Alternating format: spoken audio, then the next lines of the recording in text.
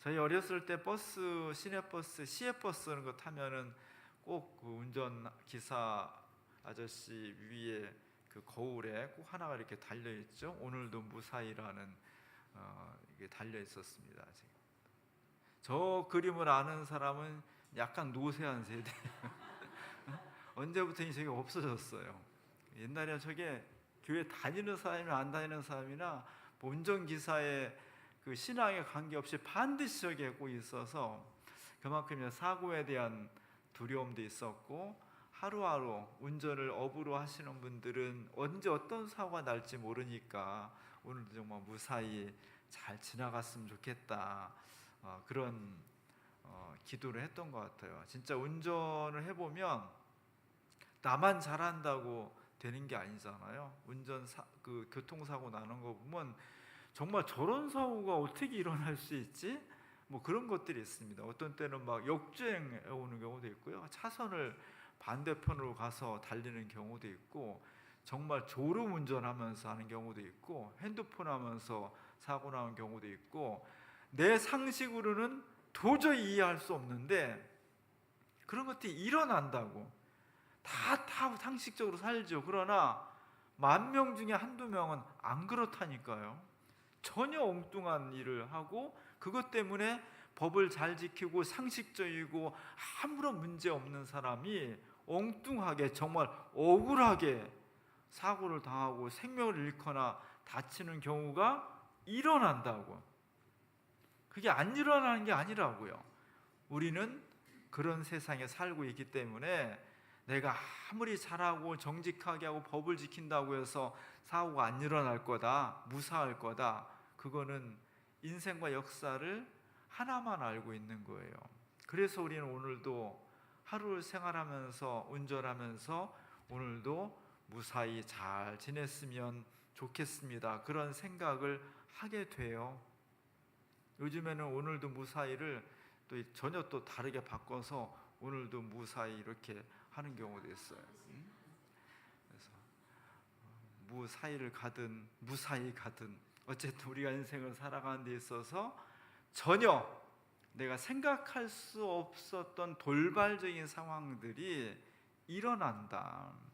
거기서 어떻게 우리가 우리의 삶을 보존하고 건강하게 지켜느냐가 대단히 중요해요. 오늘 조기 집사님 기도도 했지만 며칠 전에 부천에서 호텔에서 사고가 났습니다. 8층에서 불이 나가지고 7명이 사망을 했어요. 그리고 19명이 사망하거나 다쳤습니다. 큰 사고였죠. 우리 큰딸이 저 호텔 근처에 살아요. 그래서 남의 얘기가 아닌 것 같고, 저도 요즘 지방 다니면서 때로는 모텔에 잘 때가 많거든요. 저기 들어가 있는 호텔에 자는 사람들은 여기서 언젠가 곧 불이 날 거야, 그런 생각을 요만큼이나 했겠습니까? 전혀 안 했죠. 안전할 것이고 그런 사고는 나하고는 먼 데일 것이고, 그렇기 때문에 투숙을 했을 거예요.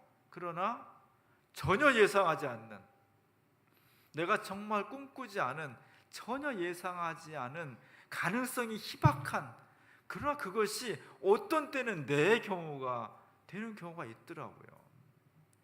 저 사고를 보면서 정말 안타까운 것은 저기 있던 8층에서 불이 나니까 7층에 있던 남녀가 밑으로 뛰어내렸어요. 소방서에서 에어매트를 깔았죠. 근데 정말 희한하게도 전문가들이 나중에 보니까 이런 일이 잘 일어나지 않는데 매트리스에 여성이 가장자리에 떨어지면서 매트리스가 뒤집어져 버린 거예요. 그래서 이 여성도 죽었고, 이 여성을 따라서 한 2, 3초 후에 남자가 바로 매트리스 있으니까 바로 뛰어내렸는데 그때는 맨바닥이 돼버린 거예요. 그래서 두 사람이 그냥 그 자리에서 생명을 잃었습니다. 정말 우리가 살아가는 인생 가운데에서 사고라고 하는 것은 남의 일이 아닌 거예요.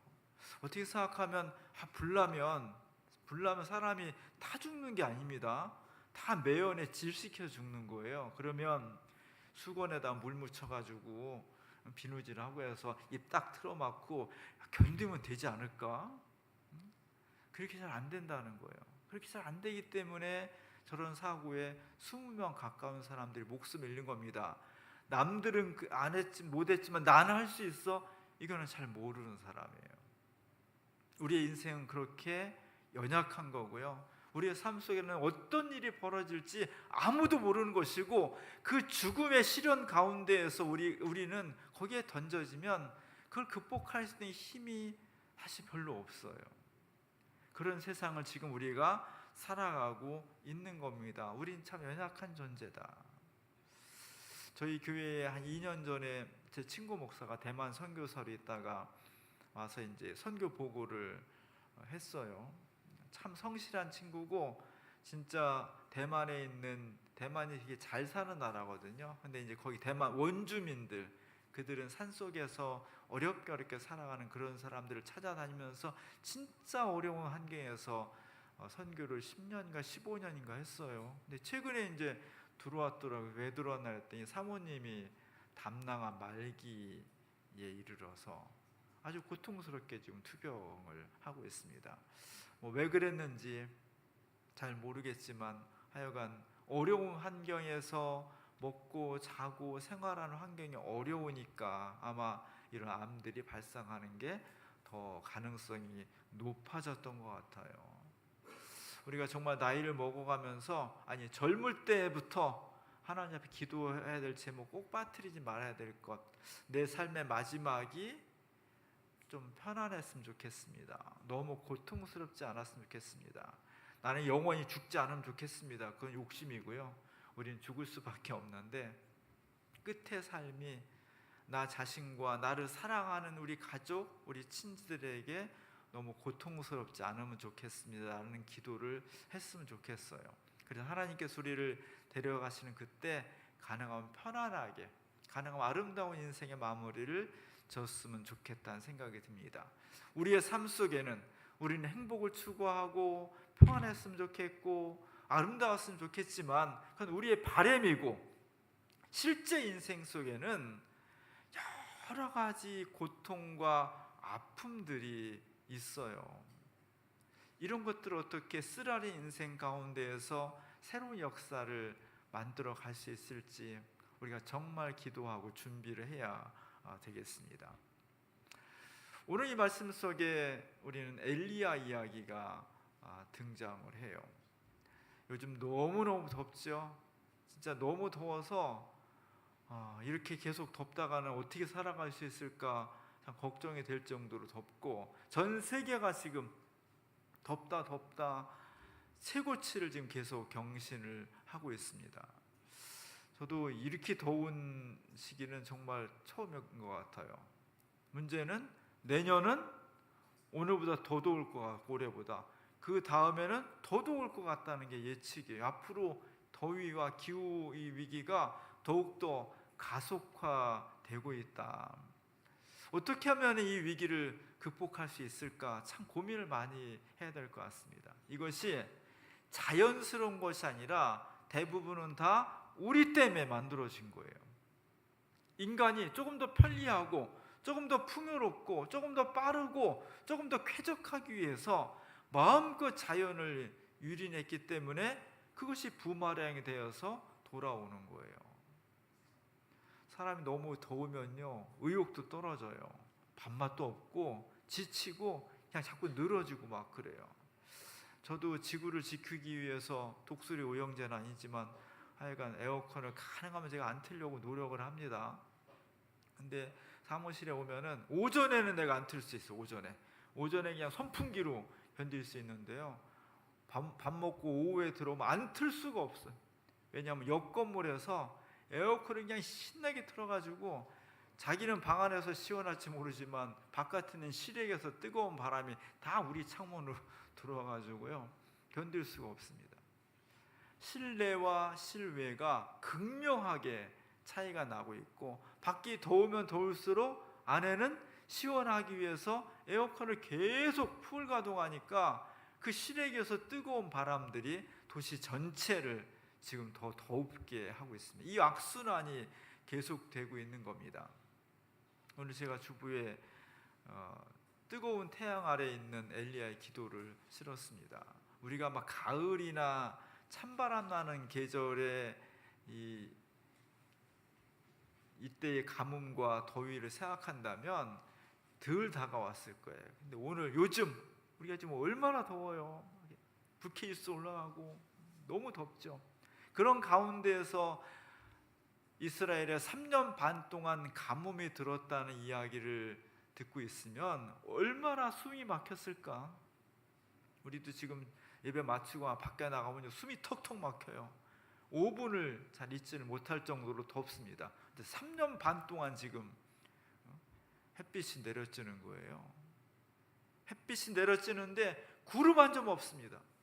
구름이 있다고 해서 비가 바로 내리는 건 아니지만 그래도 하늘에 좀 구름이 있으면 저 구름이 언젠가는 먹구름이 될 거고 먹구름이 생기면 비가 올 수 있어라는 기대를 가질 수 있는데 지금 엘리야 시대는 3년 반 동안 구름 한 점 없는 거예요. 구름 한 점 없기 때문에 태양이 직사광선으로 내려지는 겁니다. 거침이 없는 거예요. 중간에 거칠 것이 없는 거예요.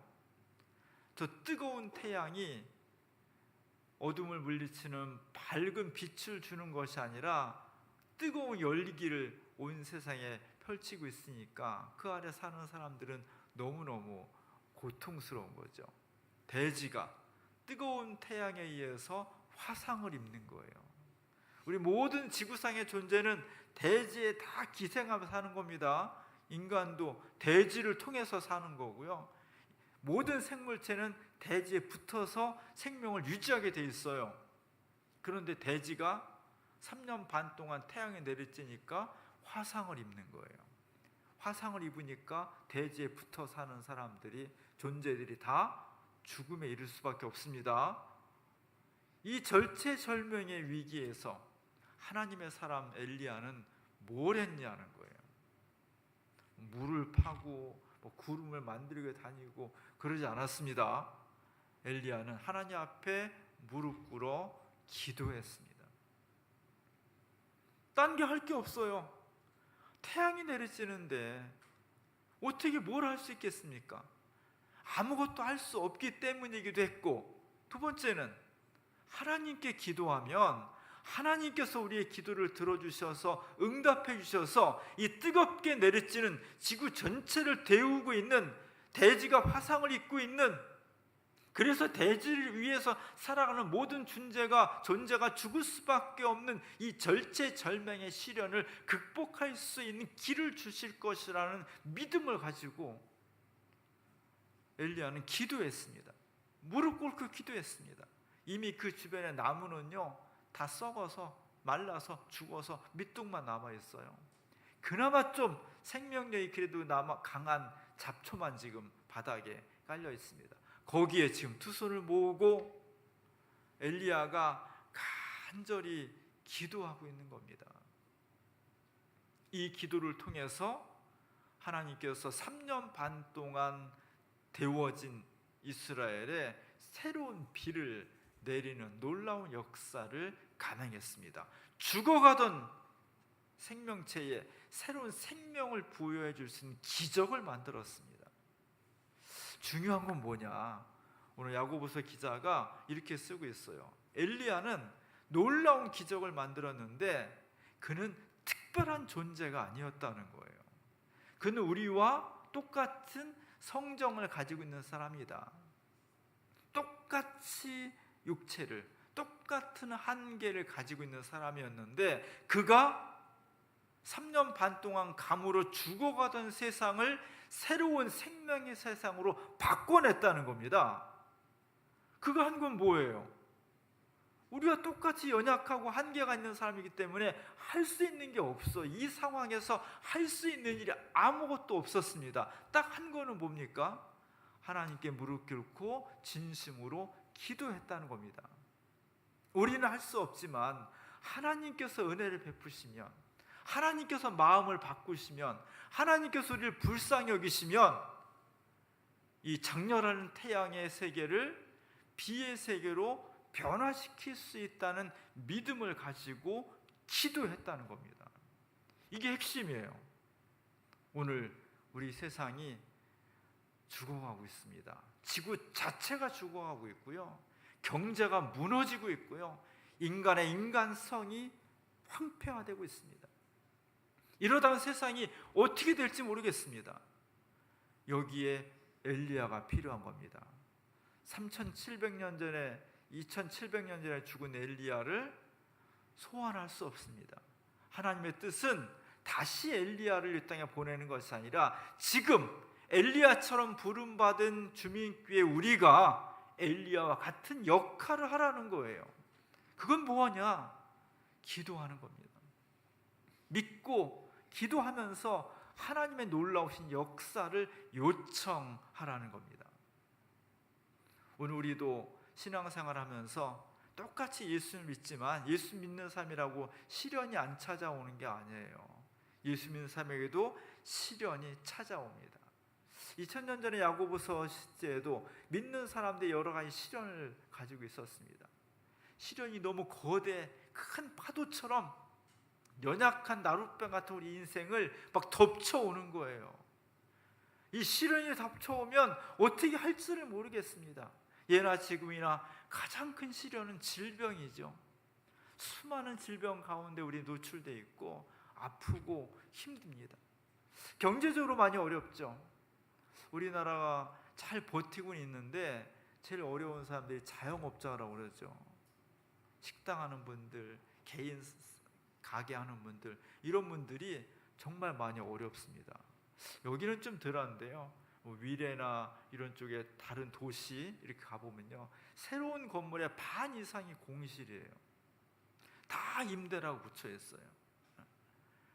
지금 문을 열고 있는 사람들도 어쩔 수 없이 견디는 거예요.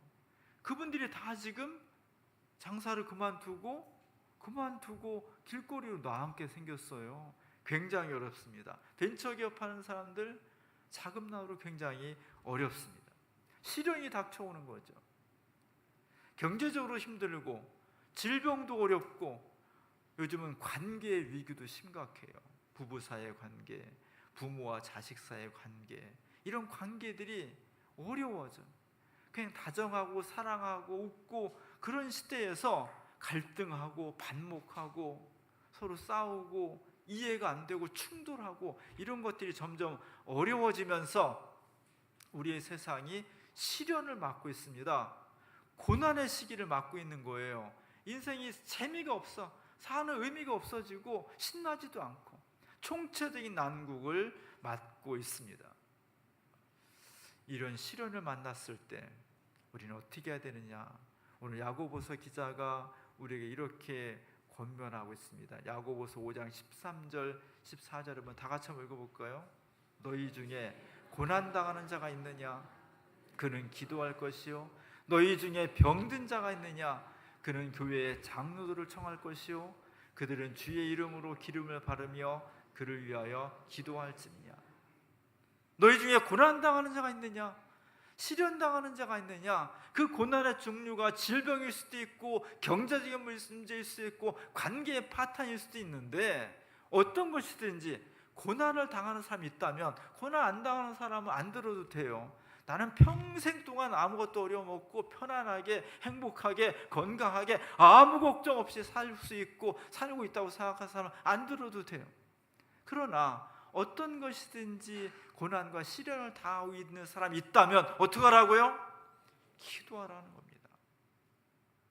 본인도 기도해야 되고 교회 지도자들을 찾아서 우리 장로님들 맨날 기도할 준비를 하고 있어야 돼요. 물론 꼭 여기는 장로님만 얘기하는 건 아니에요. 초대교회 지도자들 얘기하는 건데 청하라는 겁니다. 제가 너무 좀 어렵습니다. 힘듭니다. 부끄럽기도 하지만 죄송하지만 저를 위해서 기도해 주십시오. 기도하는데 돈 드는 거 아니잖아요. 기도하는데 힘들지 않잖아요. 기도는 물론 알아서 해줘야지. 제가 여러분들에서 알아서 기도를 해줘야죠. 그러나 알아서 해주는 것도 중요하지만 목사님 제가 이렇게 어려운데, 장로님 제가 이런 어려움이 있는데 저를 위해서 기도해 주십시오. 요청하라는 겁니다. 그러면 하나님의 이름으로 교회 공동체가 함께 나서서 열심히 기도하고 함께 협력할 때 주님께서 놀라운 기적을 베풀어 주신다는 겁니다. 15절 16절 이렇게 말하고 있어요. 믿음의 기도는 병든 자를 구원하리니 주께서 그를 일으키시리라. 그러므로 너희 죄를 서로 고백하며 병이 낫기를 위하여 서로 기도하라. 의인의 간구어는 역사하는 힘이 크다. 교회는 뭐하는 모임이냐? 교회는요, 서로를 위해서 기도해 주는 모임이에요. 그래서 중보 기도라는 게 되게 중요해요. 각자가 다 내 인생은 내가 책임질 거야, 좋습니다. 그러나 내가 정말 어려울 때, 정말 시련을 만났을 때, 어찌할 수 없을 때 나를 위해서 기도해 주십시오. 기도하는 사람들이 모이는 거예요. 그리고 남이 또 나는 괜찮은데 다른 사람이 어려우면 그 사람을 위해서 기도해 주는 사람들의 모임이 교회입니다. 교회는 여러 가지가 있어야 되지만 빠져서는 안 될 것, 기도하는 모임이에요. 그래서 예수님께서도 만민이 기도하는 집이다. 하나님의 집은 여기 와서 여러 가지 다 해도 다 좋은데 빠지면 안 되는 거, 이거 없으면 찐빵이 안 되는 거, 안고 없는 찐빵, 기도예요. 교회가 다른 거 다 넘쳐나는데 기도가 없다. 그럼 교회가 아닌 거예요. 우리 교회가 기도의 장소가 됐으면 좋겠습니다. 우리 권사님들 아침마다 오셔서 기도하고 또 어제도 주무시면서 기도하고 찬송하고 그 기도가 우리를 살리는 거예요. 특별히 어려움에 처한 사람들, 고난에 처한 사람들, 그 사람들을 살려내는 것이 기도입니다. 엘리야가 3년 반 동안 기근에 시달렸던 곳에 비를 몰게 한 것이 다른 곳에서 된 것이 아니었어요. 딱 하나님 앞에 무릎 꿇고 진심으로 기도했을 때 하나님께서 그 기도를 들어주셨고 응답해 주셨다는 겁니다. 성경은 왜 중요하냐? 이 원리가 세월이 바뀌고 문화가 바뀌고 시대가 바뀌어도 이 원리는 변하지 않고 똑같이 유지된다는 겁니다. 주의 이름으로 나와서 믿고 기도할 때 하나님께서 우리의 기도를 응답해 주십니다. 교회는 사랑의 공동체예요. 사랑은 어떤 때 발현이 되느냐? 내가 어려움에 처했을 때 그 어려움에 동참하면서 그 어려움을 해결해 줄 수 있을 때 사랑이 빛나는 거예요. 나는 너를 사랑한다고 하면서 내가 어려움에 처하고 내가 절실한데 그건 네 문제니까 네가 알아서 하라고 한다면 그건 진짜 사랑이 아닌 거죠. 예수님께서 돌아가시기 전에 제자들을 불러놓고 유언을 남기셨습니다. 내가 너희를 사랑하는 것처럼 너희도 서로 사랑해라. 교회는 예수님을 사랑하는 마음으로 우리가 서로 사랑하는 공동체예요. 사랑은 어디서 빛이 나냐? 가장 절실할 때, 가장 시련이 클 때, 정말 죽겠을 때, 너무 힘들 때, 그때 내게 다가와 나를 사랑해주고 내 기도를 줌으로써, 믿고 기도함으로써 내 문제가 해결될 수 있도록 도와주는 사람이 사랑을 가장 잘 실천하는 사람입니다. 우리 주민교회 공동체가 기도의 공동체가 됐으면 좋겠습니다. 믿고 기도하면 하나님께서 응답해 주신다는 이 말씀을 붙잡고 어렵고 힘든 교우들을 위해서 다양한 어려움이 있지만 같이 기도해 주고 함께 하나님 앞에 간구할 때 그 옛날 엘리야가 역사를 바꿨던 것처럼 오늘 개인의 삶과 우리 사회의 문제를 새로운 역사로 바꿔낼 수 있는 놀라운 기적이 일어날 것입니다. 믿음의 기도, 서로를 위해서 사랑하는 이 믿음의 기도가 이 주민 공동체 안에 가득할 수 있기를 주님의 이름으로 간절히 축원합니다. 기도하겠습니다. 인생의 시련 가운데에서 우리가 정말 어찌할 줄을 모를 때, 나의 한계가 너무나 뚜렷해서 새롭게 일어날 용기조차 없을 때 저희가 서로를 위해서 기도하는 교회가 되기를 원합니다. 의인의 간구는 역사하는 힘이 크다고 했습니다. 믿음으로 기도하는 것은 주님께서 반드시 들어주시고 응답해 주신다고 했습니다. 예수 이름으로 모인 우리들, 서로를 위해서 기도해 주기를 요청하고 서로를 위해서 믿음과 확신 가운데 기도함으로 기적을 만들어가는, 사랑을 만들어가는 놀라운 교회가 될 수 있도록 역사해 주옵소서. 예수님의 이름으로 간절히 기도합니다. 아멘.